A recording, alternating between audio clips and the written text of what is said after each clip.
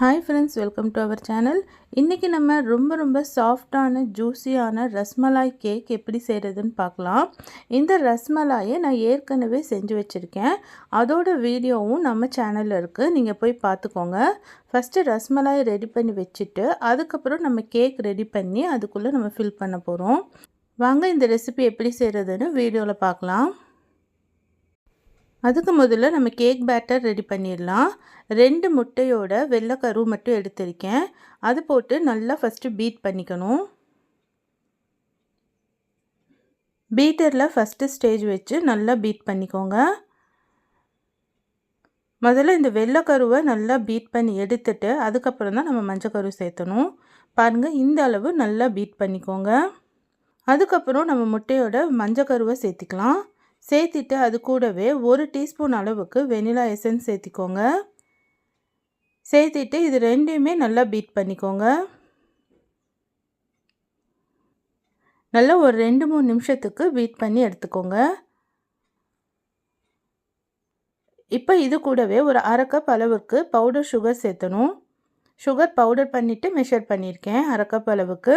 இதை கொஞ்சம் கொஞ்சமாக சேர்த்து நல்லா பீட் பண்ணிக்கோங்க. நம்ம பவுடர் பண்ணாமல் சேர்த்தலாம். சேர்த்துனா ரொம்ப நேரம் ஆகும். சுகர் எல்லாமே இது கூட கரைஞ்சி வரணும். இப்போ பவுடர் சுகர்னால் ஈஸியாக முடிஞ்சிடும் வேலை. நல்லா மிக்ஸ் பண்ணிக்கோங்க. இந்த அளவு நல்லா பீட் பண்ணதுக்கப்புறம் 2 டேபிள் ஸ்பூன் அளவுக்கு சன்ஃப்ளவர் ஆயில் சேர்த்திக்கோங்க. ஃப்ளேவர் ஆயிலாக இருக்கக்கூடாது. சன்ஃப்ளவர் ஆயில் 2 டேபிள் ஸ்பூன் அளவு எடுத்துக்கோங்க. அதையும் இது கூட சேர்த்து நல்லா பீட் பண்ணிக்கலாம். இப்போது ட்ரை இன்க்ரீடியன்ட்ஸ் பார்க்கலாம். 1/2 கப் அளவுக்கு மைதா எடுத்துக்கோங்க. அதுக்கப்புறம் 1/2 டீஸ்பூன் அளவுக்கு பேக்கிங் பவுடர் எடுத்துக்கோங்க. 1/4 டீஸ்பூன் அளவுக்கு பேக்கிங் சோடா. இது 1/2 kg கேக்கு. இந்த மெஷர்மெண்ட் கரெக்டாக இருக்கும். இது எல்லாத்தையுமே நல்லா ஜலிச்சு எடுத்துக்கோங்க. இப்போ இந்த பவுடர் இன்க்ரீடியன்ட்ஸை நம்ம முட்டை கூட மிக்ஸ் பண்ண போகிறோம். இந்த மாதிரி ஒரு மரக்கரண்டி எடுத்துக்கோங்க. கொஞ்சம் கொஞ்சமாக மாவு சேர்த்தி வீடியோவில் காட்டின மாதிரி மிக்ஸ் பண்ணணும். அப்போ நல்ல சாஃப்டாக கிடைக்கும் கேக்கு. முட்டையோட டெக்ஸ்சர் மாறிடக்கூடாது, அதனால தான் இந்த மாதிரி மிக்ஸ் பண்ணுறது. நல்லா மிக்ஸ் பண்ணி விட்டுக்கோங்க. ஒரே பக்கமாக மிக்ஸ் பண்ணணும், அவ்வளோதான். நல்லா பீட் பண்ணி வச்சிட்டோன்னா சாஃப்டாக கிடைக்காது. பாருங்கள், இந்த மாதிரி ரெடி பண்ணிக்கோங்க. இப்போ நமக்கு கேக் பேட்டர் ரெடி ஆயிடுச்சு. இந்த மாதிரி ஒரு பவுலில் உள்ள பட்டர் ஷீட் போட்டு மாவு போட்டு டஸ்ட் பண்ணி வச்சுருக்கேன். அதில் நம்ம கேக் பேட்டரை ரெடி பண்ணிடலாம். பாருங்கள், இந்த மாதிரி ஷீட் மாதிரி விழுகணும். இதுதான் கரெக்டாக இருக்கும். எல்லாமே சேர்த்துனதுக்கப்புறம் இந்த மாதிரி டேப் பண்ணி விட்டுருங்க. இப்போ நம்ம குக்கரில் பேக் பண்ண வச்சிடலாம். குக்கரில் உள்ள ஒரு ஸ்டாண்டு போட்டு உள்ளே வச்சு பேக் பண்ணுங்கள். 45 மினிட்ஸ் ஆச்சு நமக்கு ரெடி ஆகிறதுக்கு. பாருங்கள், சூப்பராக ரெடி ஆயிடுச்சு. நான் இடையில ஒரு டைம் ஓப்பன் பண்ணி பார்த்ததுனால அப்படியே அமுங்கிருச்சு. இப்போ நம்ம இதை அன்மோல்ட் பண்ணிவிட்டு பட்டர் ஷீட்டை ரிமூவ் பண்ணிடுங்க. பாருங்கள், சாஃப்டான கேக்கு ரெடியாக இருக்குது. இது தனியாக இருக்கட்டும். இப்போ நம்ம விப்பிங் க்ரீம் ரெடி பண்ணிக்கலாம். இது சில்வர் மார்க் விப்பிங் க்ரீம் வாங்கியிருக்கேன். இது எப்படின்னா, ஒரு பவுலில் ஃபஸ்ட்டு ஐஸ் க்யூப்ஸ் போட்டுக்கோங்க. இது மேலே இன்னொரு பவுல் வைங்க. இந்த மாதிரி வச்சா தான் சீக்கிரம் உருகாது விப்பிங் க்ரீமு. 1 கப் அளவுக்கு விப்பிங் க்ரீம் எடுத்திருக்கேன். விப்பிங் க்ரீம் எப்போயுமே ஃப்ரீசரில் இருக்கணும். நம்ம ரெடி பண்ணுறதுக்கு ஒரு 2-3 ஹவர்ஸ்க்கு முதல்ல கீழே ஃப்ரிட்ஜில் எடுத்து வச்சுருங்க. அப்போ உங்களுக்கு இந்த மாதிரி கன்சிஸ்டன்சியில் வரும். இதை நல்லா மிக்ஸ் பண்ணிகிட்டே இருக்கணும். பாருங்கள், நல்லா பீட் பண்ணிகிட்டே இருந்தால் இந்த மாதிரி ரெடியாகி வரும். இப்போ இது கூடவே ஒரு 1/2 கப் அளவுக்கு ஐசிங் சுகர் ஆட் பண்ணிக்கோங்க.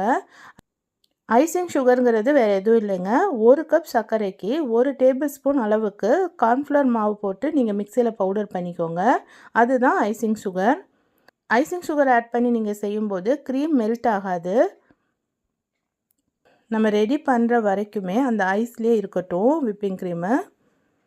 இப்போ நம்ம கேக் கட் பண்ணிக்கலாம். கேக்கை நான் 2 பார்ட் கட் பண்ணி எடுக்க போகிறேன். இது ஃபஸ்ட்டு பார்ட்டு. இப்போ இன்னொரு பார்ட்டும் கட் பண்ணி எடுத்துடலாம்.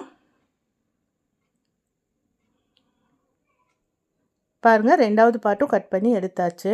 இப்போ நான் இதில் ரஸ்மலாயோட பால் மட்டும் எடுத்து வச்சுருக்கேன்.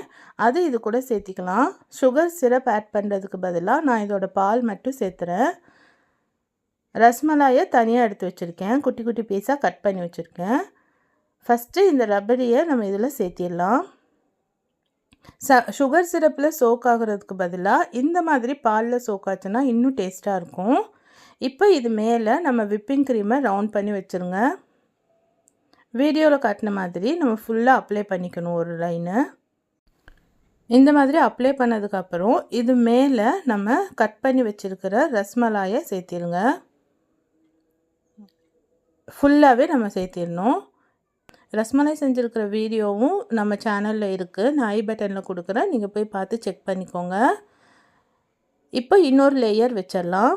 இன்னொரு லேயர் வச்சு அது மேலேயும் இந்த பால் நம்ம அப்ளை பண்ணிக்கலாம். நட்ஸோடு சேர்த்தும்போது நல்லாயிருக்கும். அடுத்த லேயர்லேயும் நம்ம ரப்பரி அப்ளை பண்ணதுக்கப்புறமேலு இப்போது நம்ம விப்பிங் க்ரீமை ஆட் பண்ணிக்கலாம். மறுபடியும் ஃபுல்லாக அப்ளை பண்ணிக்கோங்க. ஃபுல்லாக அப்ளை பண்ணதுக்கப்புறமேலு மறுபடியும் நம்ம ரஸ்மலாயை வைக்கணும். இப்போ கடைசி லேயர் கேக்கையும் நம்ம திருப்பி வச்சுக்கலாம். இப்போ நம்ம மேலே ஒரு லேயரும் வச்சு ஃபுல்லாக கவர் பண்ணியாச்சு. இப்போ இதில் நம்ம விப்பிங் க்ரீம் வச்சு நமக்கு விருப்பப்பட்ட டிசைன் போட்டுக்கலாம். இதை அப்படியே சர்வ் பண்ணலாம், இல்லைனா ஃப்ரிட்ஜில் வச்சு கூட நீங்கள் சர்வ் பண்ணலாம். ரொம்ப ரொம்ப டேஸ்ட்டாக இருக்கும். விப்பிங் க்ரீமும் மெல்ட் ஆகாது. அவ்வளோதாங்க, சூப்பரான சாஃப்டான ரஸ்மலாய் கேக் ரெடி ஆயிடுச்சு. இதை நீங்கள் வீட்டில் ட்ரை பண்ணி பார்த்துட்டு எப்படி இருந்துச்சுன்னு சொல்லுங்கள். இந்த வீடியோ உங்களுக்கு பிடிச்சிருக்கும் நம்புகிறேன். பிடிச்சிருந்துச்சுன்னா மறக்காமல் நம்ம சேனலை லைக் பண்ணுங்கள், ஷேர் பண்ணுங்கள், சப்ஸ்கிரைப் பண்ணுங்கள். பக்கத்தில் இருக்கிற பெல் ஐக்கானையும் கிளிக் பண்ணிக்கோங்க. அப்போ தான் உங்களுக்கு நோட்டிஃபிகேஷன் வரும். தேங்க்யூ ஃபார் வாட்சிங்.